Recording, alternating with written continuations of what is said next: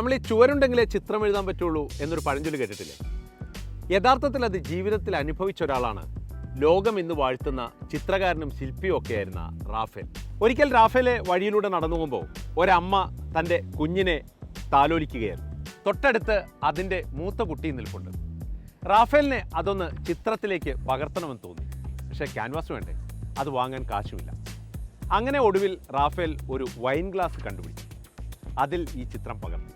എന്നിട്ട് ഒരു സത്രമുടമയ്ക്ക് ഇത് വിറ്റു. അയാൾ ഒരു നേരത്തെ ആഹാരത്തിനുള്ള പണം കൊടുത്തു.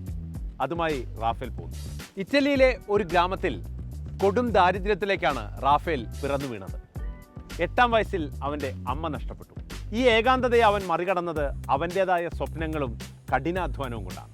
ഛായാചിത്ര രചനയിൽ ലോകത്തെ അത്ഭുതപ്പെടുത്തിയ റാഫേലിൻ്റെ ഏറ്റവും പ്രശസ്തമായ ചിത്രം ദി സ്കൂൾ ഓഫ് എയ്തൻസ് എന്നുള്ളതാണ്. പരിശുദ്ധ കന്യകാമറിയത്തിൻ്റെ വിവാഹം മുതൽ യേശുവിൻ്റെ കുരിശുമരണം തുടങ്ങി നിരവധി ചിത്രങ്ങൾ അദ്ദേഹം ലോകത്തിന് സമ്മാനിച്ചു. ജീവിതത്തിലെ പല രംഗങ്ങളും റാഫേൽ ക്യാൻവാസിലേക്ക് പകർത്തിയിട്ടുണ്ട്.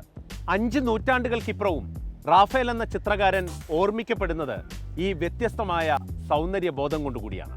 അങ്ങനെയാണ് റാഫേൽ ചിത്രരചനാ ലോകത്ത് മറ്റൊരത്ഭുതമായി ഇന്നും നിലകൊള്ളുന്നത്.